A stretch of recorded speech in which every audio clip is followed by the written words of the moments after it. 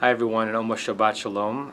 I missed last Friday, so I apologize if you were looking forward to it, and you're welcome if you needed a break from it. Three things that I want to share with you this Erev Shabbat, really in three very different categories. So the transitions are going to be abrupt, but I want to put them all in. Number one, our hearts are heavy. Our hearts are heavy today. Jews living in Los Angeles, citizens living in Los Angeles, citizens living in any place where kids go to school, and Jews who care about Israel and care about the Middle East and care about the loss of life of innocence. Even if you tried to ignore the headlines of the last few days, and even if your mind was focused on headlines emanating from the capital of our country, Washington, D.C., our hearts are with the communities of Saugus, California. I know that we have members of our own community who know teenagers in our community who know students who go to that high school. That cuts very close. And our hearts are with the people of Israel. And I'll say a tiny bit more about this tomorrow during the joint service that we're doing, Shir Chadash and Beitenu in Pilch Hall, parentheses. The library minion is meeting in the sanctuary tomorrow, so Shir Chadash, which is normally in the sanctuary, and Beitenu will meet in Pilch Hall at 9:30, end parentheses. I'll be saying a little bit more about this tomorrow, and my heart is with the residents of Gaza, many hundreds of thousands, millions of them, who do not actively seek out war, but whose lives are ruined as a result of the ongoing war and the hatred that so many of their leaders have for our people.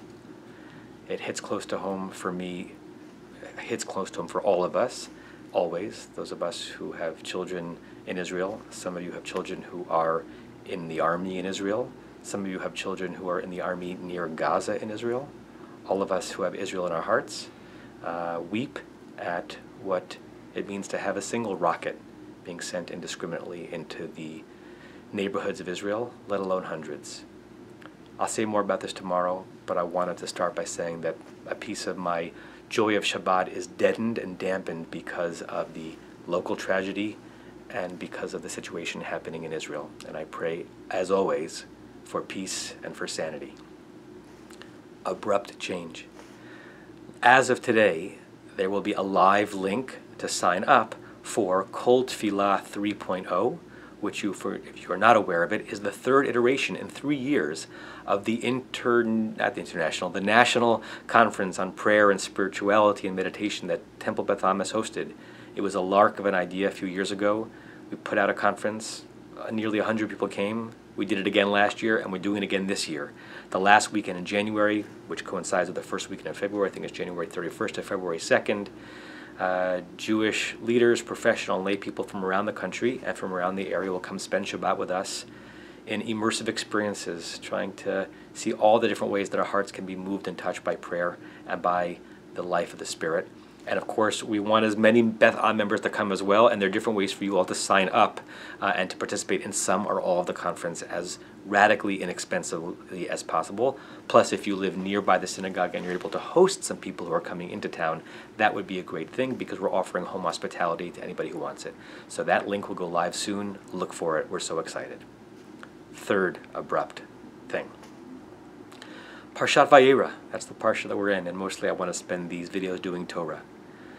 It's the scene, it begins with a scene where Avraham and Sarah are visited by three men/angels. We don't know exactly how they showed themselves, and the commentaries are trying to figure out, did Avraham and Sarah see them as angels or just see them as travelers who needed a place to be welcomed into their tent? And in the second verse, it says of Avraham, Vayisa Avraham Vayar. He raised his eyes and he saw. In some ways, it's a pretty common Hebrew phrase, and we all use extra words in our parlance all the time. But when even one or two words seem extra, not 100% needed to create basic context and storyline, the commentators say, what extra is being added here? What's the note to us, to our kishkas, that the Torah is trying to send to us by not saying it even more simply? It could have said, Vayar, and he saw those three men. What does it mean by Yisa Einav Vayar? He raised his eyes and he saw. Sforno, a wonderful, great medieval commentator from Italy, adds two words, and they say a lot. What does it mean to say that he raised his eyes? Hitkavein lehistakel. He intended to look. What does that mean? We don't have to use too much imagination to think about what Sforno was referencing. He was referencing all the people in his life and probably all the moments in his own life where he looked, but didn't look with the intention of seeing, where his eyes were open, visual stimuli were coming in and hitting his retina, even if he didn't know what a retina was, but it wasn't going into his consciousness. I did a meditation last week in the meditation minyan on what it means, the power of being seen off of a different scene in the Torah.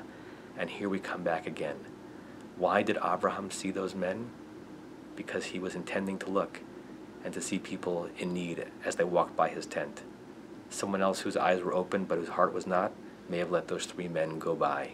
Or deeper, how do you want to get to a place in your life where you see angels? Where people in your life appear as angels? Where you live in a divinely inspired, ethereal, heady place where you can have these kinds of encounters with people? When you open your eyes, really intend to look and really intend to see what's in front of you, beyond just ignoring the inconvenient and just ignoring the sometimes painful and just ignoring that thing which conflicts with your own sense of reality or truth, ignoring that thing which pushes against what you are so certain about. If when you open your eyes, hitkavein listakel, you're really intending to look closely and to see, there might be angels out there with bringing you good tidings and giving you an opportunity to do good in the world. I'll end that piece of Torah right here, and those who would like to stay can pause for a second and we'll do a very quick meditation. And I say to all of you, Shabbat Shalom. May it be really a Shabbat of peace.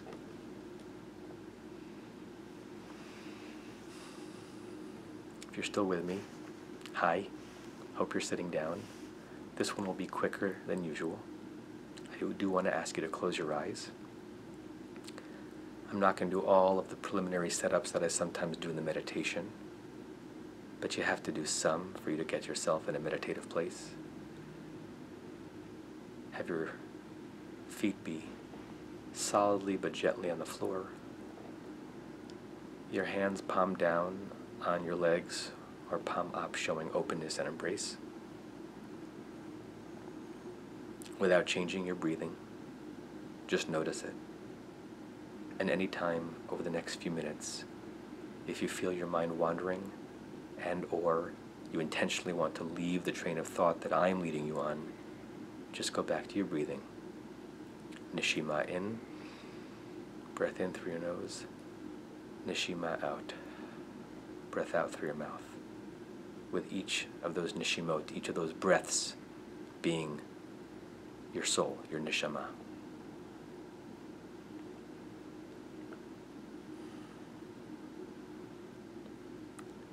I want you to look back upon your week. A whole moving hologram of images will be rushing by you. Things that you did, experiences you had, people you encountered, things you said. If we're being honest, some of those moments included moments where our eyes were open, but we didn't see. Our eyes were open. We were looking, but it did not penetrate.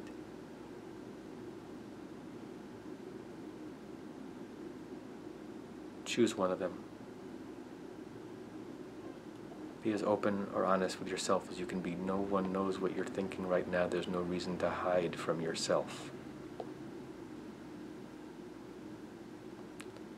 Let your mind explore what could have been, what could have happened, had in that moment you been like Avraham, according to the Sforno, and looked with the intention to see. What worlds might have been possible.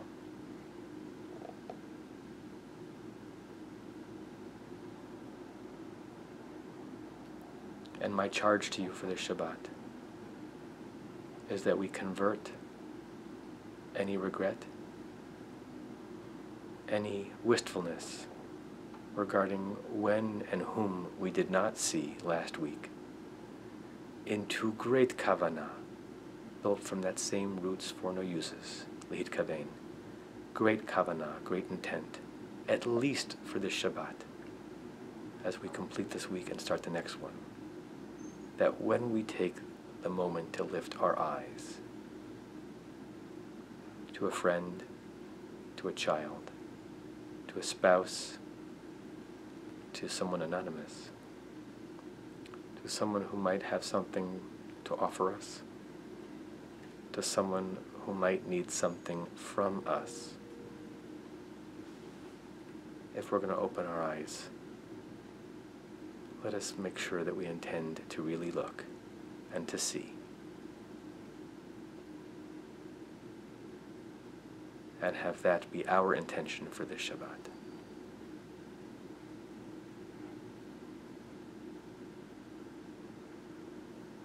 And when you're ready, you can open your eyes, and I say Shabbat Shalom.